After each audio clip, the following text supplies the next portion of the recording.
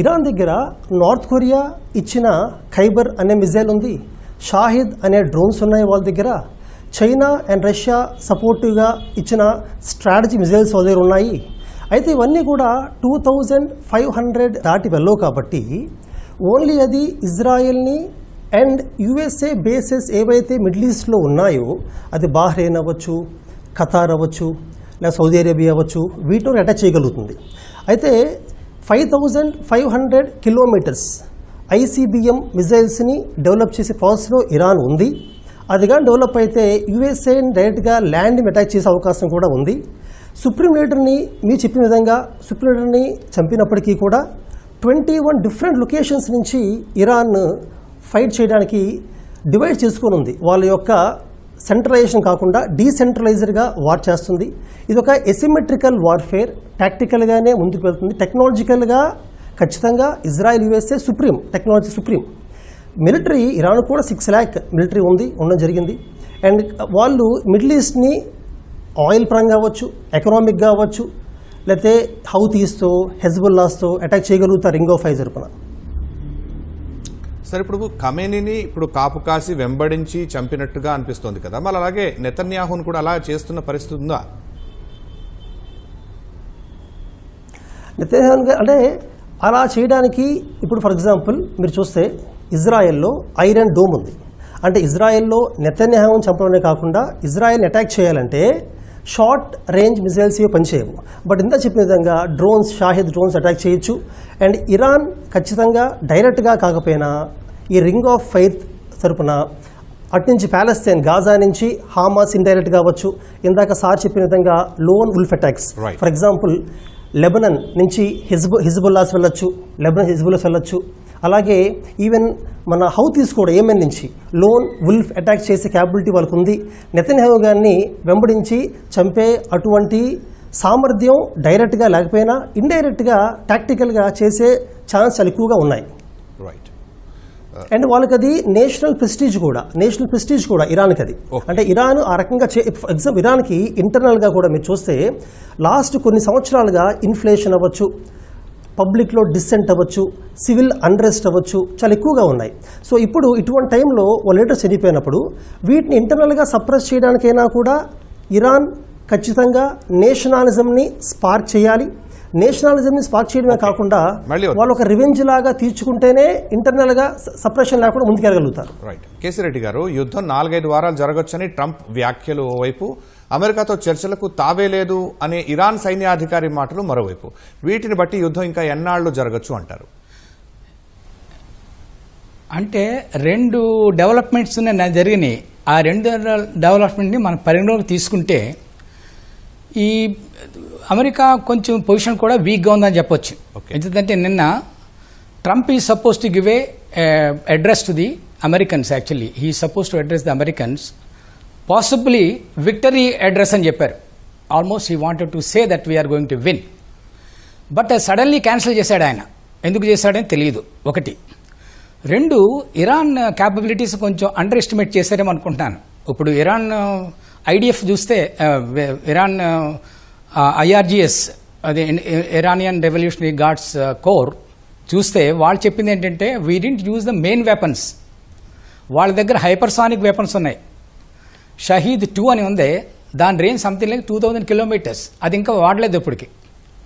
అవి వాడితే there be lot of destruction. ఇప్పుడు జరిగింది ఏంటి డిస్ట్రక్షన్? వాళ్ళకి ఐరన్ డోమ్ ఉంది, ఎవరికి? ఇజ్రాయెల్కి. కానీ iron dome cannot with stand the barrage of drones and the missiles coming from Iran. వాని కెపాసిటీ సాచురేట్ అయిపోయింది అంటున్నారు నిన్న.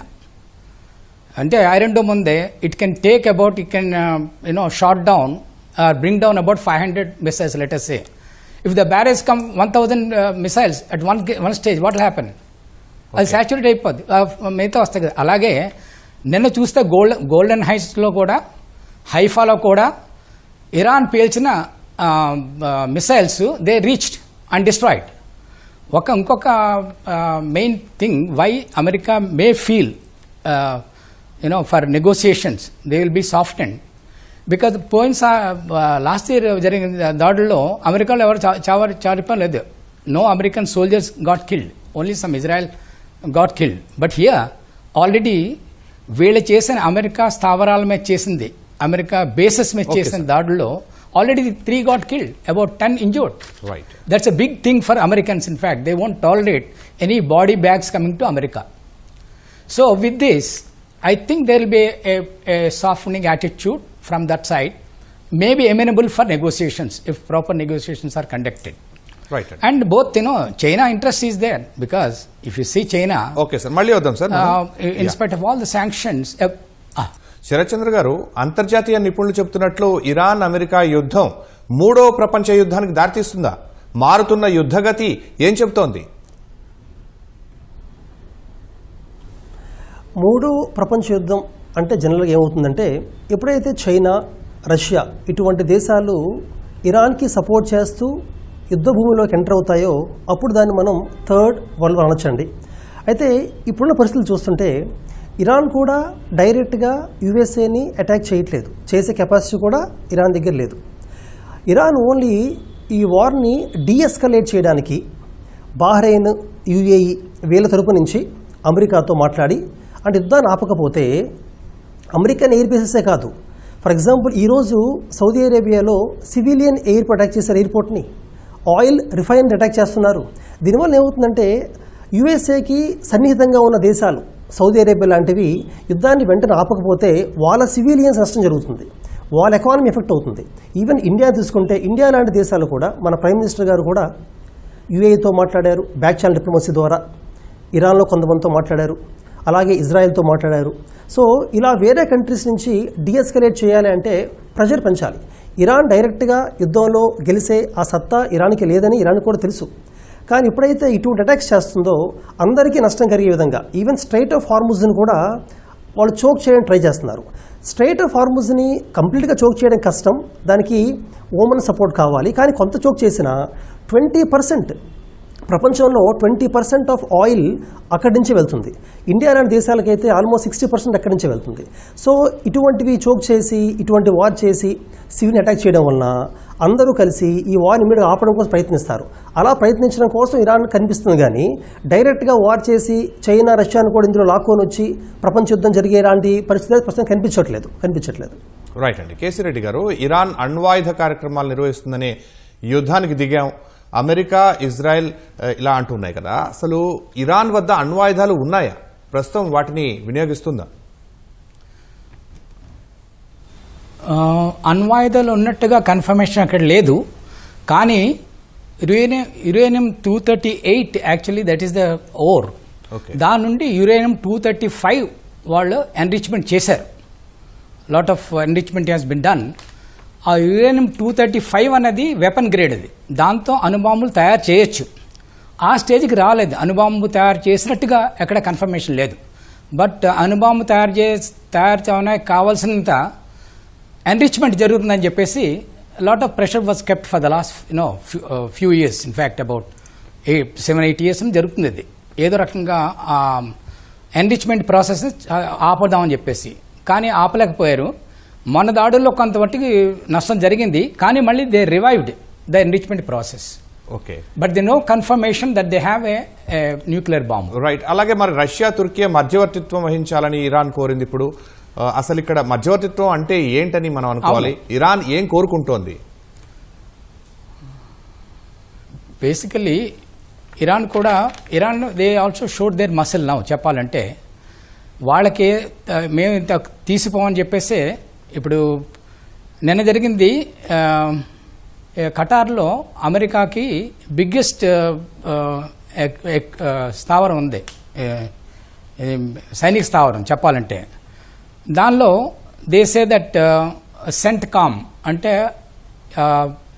అమెరికాస్ సెంట్రల్ కమాండ్స్ ఏరియా, దానిలో ఏంటంటే it's integrated structure.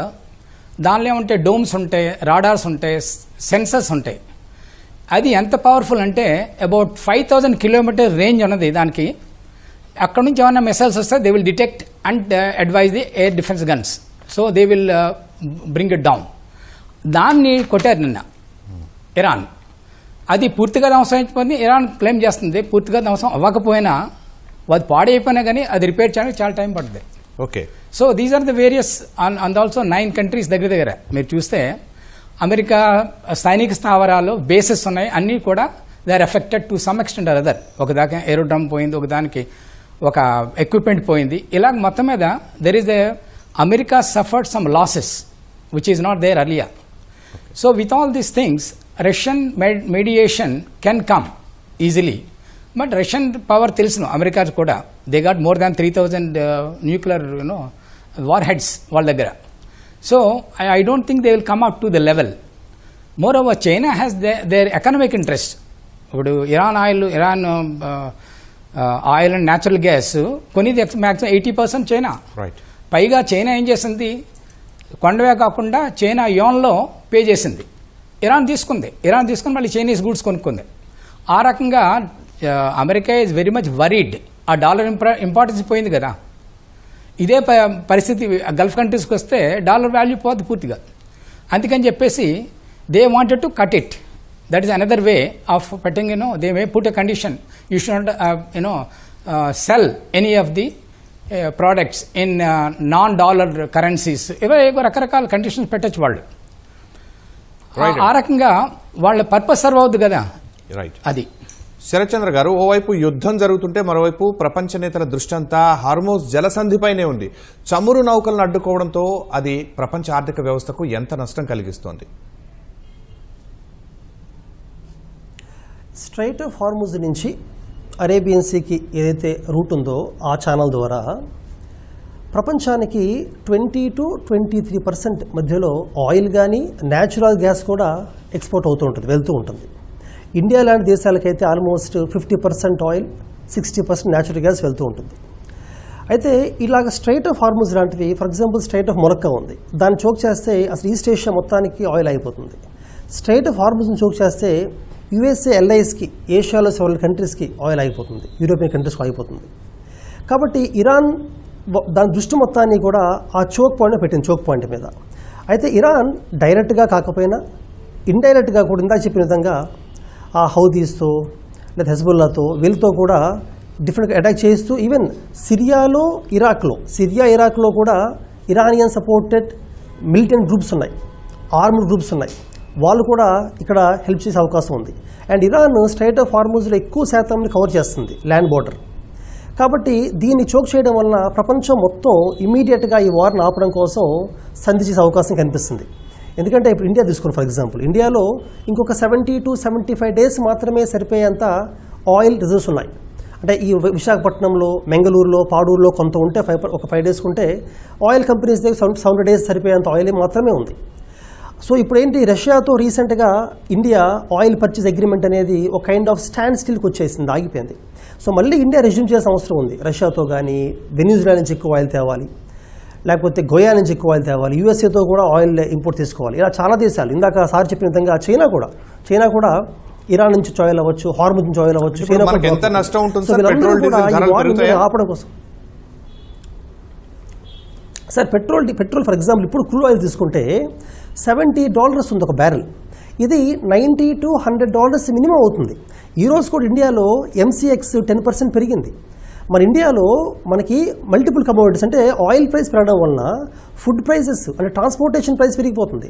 So food goods మొత్తం పెరిగిపోతాయి. సో ఇన్ఫ్లేషన్ చాలా ఎక్కువ అవుతుంది ఇండియాలో. ఇన్ఫ్లేషన్ రూపీ మీద ప్రెషర్ పడుతుంది, కామన్ మ్యాన్ ఎఫెక్ట్ అవుతారు, అండ్ మార్కెట్స్ అని ఎఫెక్ట్ అవుతాయి. ఇండియాలో ఆయిల్ రిజర్వ్ సరిపోవు ఇండియాకి. సో ఇలాగ చాలా విధాలుగా ఇండియా ఎఫెక్ట్ అవుతుంది అనమాట. అందుకని ఇండియా మాట్లాడడం జరుగుతుంది, రష్యాతో మాట్లాడుతుంది, రష్యా ద్వారా సంధి చేయడానికి ట్రై చేస్తుంది, చైనా ద్వారా కూడా సంధి చేయడానికి ట్రై చేస్తుంది ఇండియా. ధన్యవాదాలు కేసీ రెడ్డి గారు, అలాగే శరత్చంద్ర గారు. ఇది నేటి ప్రతిధ్వని. నమస్కారం.